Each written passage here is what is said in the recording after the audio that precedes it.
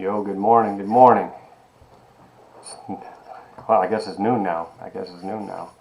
Welcome to another episode of Hope at the Lunchtime Hour. And I'll let you know that I'm extremely excited once again to be here. Let me try to adjust the camera a little bit. Just a little bit. Let's see if we can get that right. Alright, anyhow, good morning. Today we're going to discuss one of my favorite topics. I learned it from Mama Green's granddaughter, Mama Green's niece, Sonia Hamilton, and we both came from the same background. For those of you who don't know my background, by the way, I had a single mother, and she was not quite ready to raise a young man at that point in time. So Mama Green, her best friend's mother, Irma Jean was her best friend, Mama Green said that she would raise me, and I won't get into that story, that's for another day. However, I was raised in an African-American family in urban inner city Toledo, Ohio, for those of you who don't know this yet. And Mama Green and the family were just, they were phenomenal, fantastic group of people. And honestly, who I am today is based upon my relationship with Bertha Lee Green. And you can read about her in Dear Mama, you can read about her in all my books, semicolon, the one most recently released, which is Hope Works, right, moving from darkness into the light. In any case, I'm very excited about those books and that release in particular. I'm writing another book now called Success at the Speed of Hope. That one now has 4 chapters that I've written this week, and one of the epilogue basically is I'm tracing and following my pilgrimage, my journey for the next 50 days, and I call it the 50-day challenge. So you're actually going to see me enact and make the very things I suggest to my students and suggest to my clients that they do. I'm actually going to do it myself, so you can see what a revolutionary process it is when you take control of your life and you start moving forward. So I've had a great life. My professional life is fantastic, and I have more friends than probably any one person could ever dream of, and I celebrate my friends every day. I have my conversations with God in the morning, and I make sure I rip through my prayers, and when I go through them, because I talk pretty extensively, I always thank God for my friends from the past, my current, my present friends, and the friends who I've yet to meet. But, you know, this idea of friendship is really pretty tenuous. It's really ambiguous and fluid, I think, because when we take a look at it and we look back on our lives, oftentimes, I'll take the adage, don't take candy from a stranger. You know, and that's probably true because we fear strangers, we fear their threat, what they may do to us or what have you.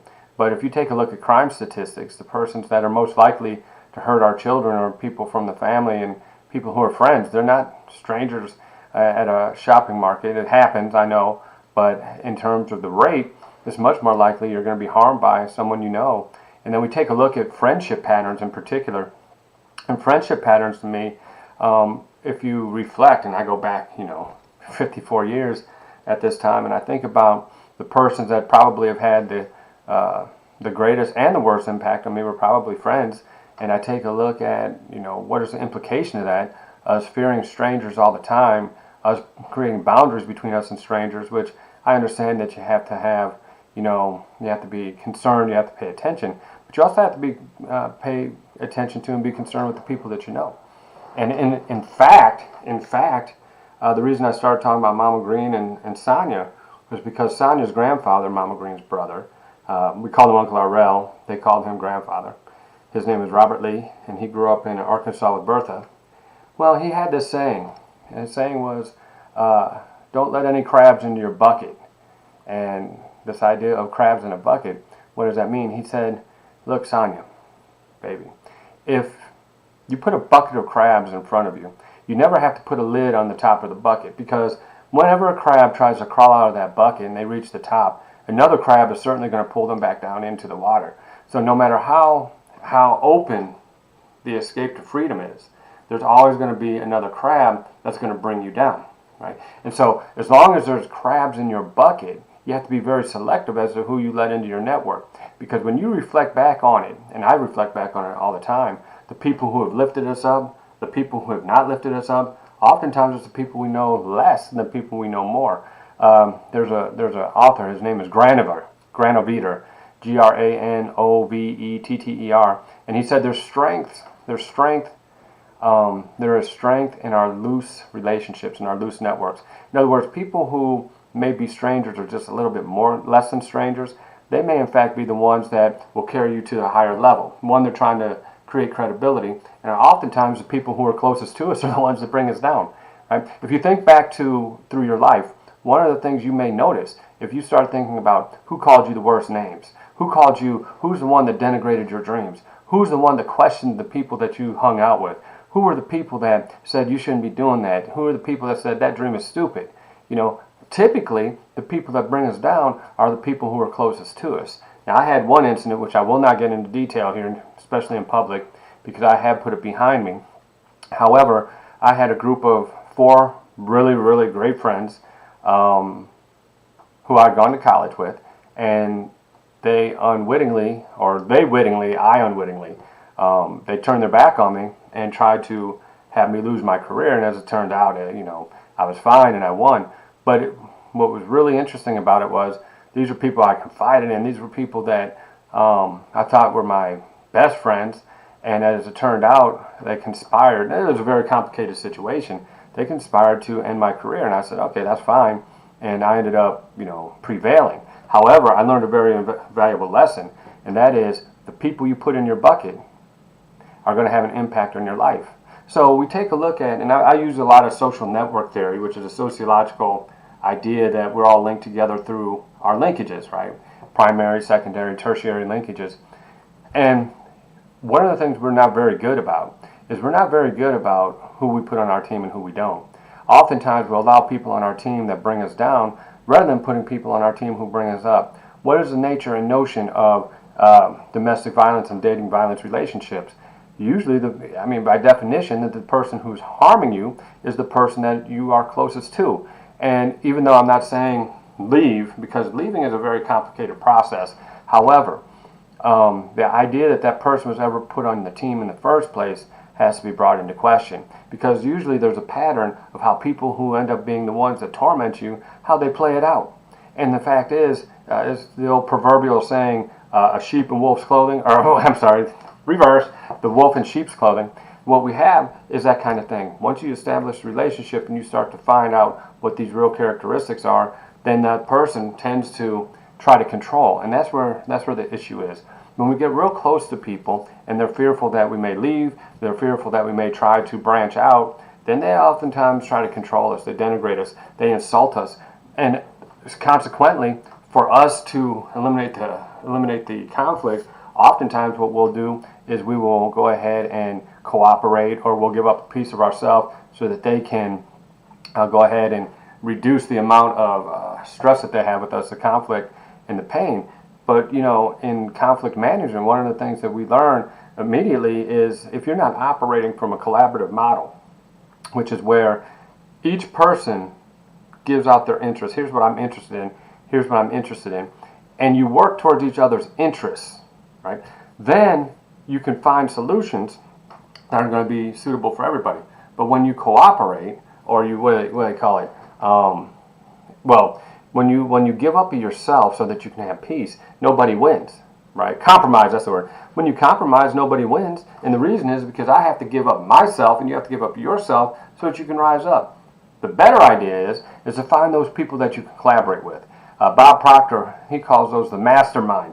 There are people out there, and you'll find them rarely, but they're out there, that you can, in fact, vibe with. That's the word I've been into lately. You can vibe with these persons, and what that really means is you connect here in a cerebral way. You connect here in a spiritual way. You connect here in a mental way. You connect here in a psychological way.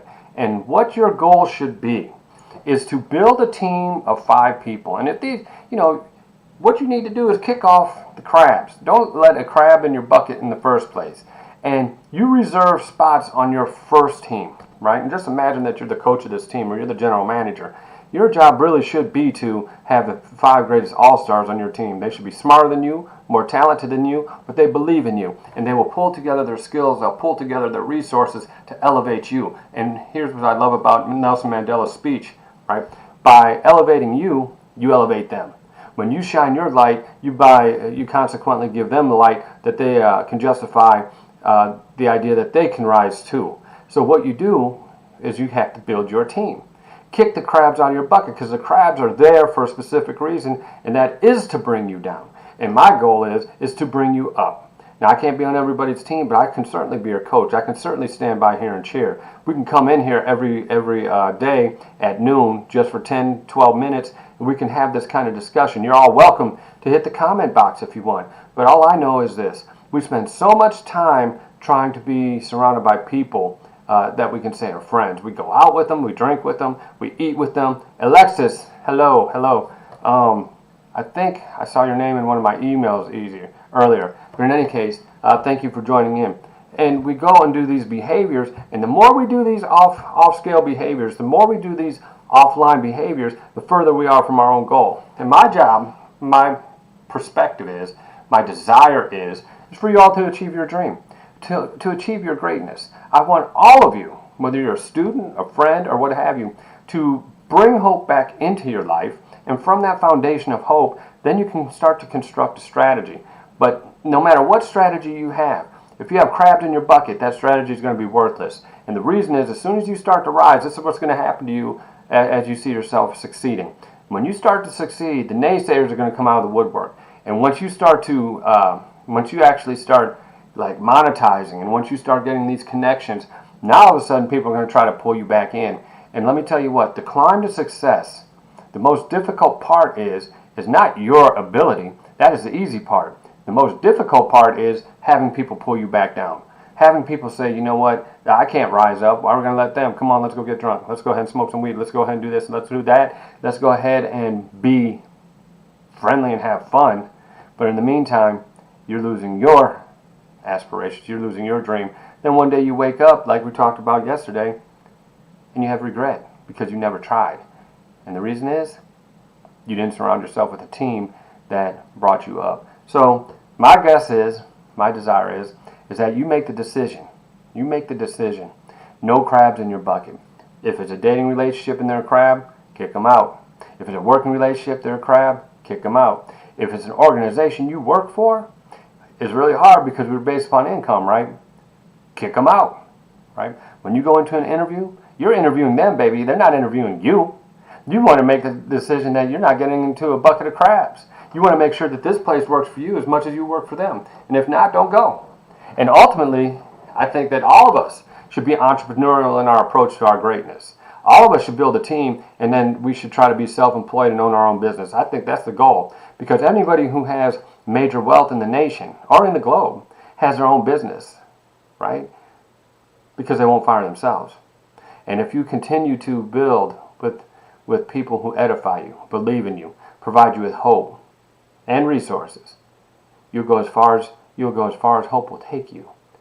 But baby, keep those crabs out of your bucket. For now, hey, we only had 2 or 3 people on here. That's fine. Next time, tomorrow, bring your friends with you. And well, let's go ahead and make this thing happen. I don't use a whole lot of humor here. I save that for my when I actually teach live class and I do motivational stuff. Here, I'm just kicking it out. 15 minutes, in, out, fire. Thank you, Alexis, for tuning in. Thank you all.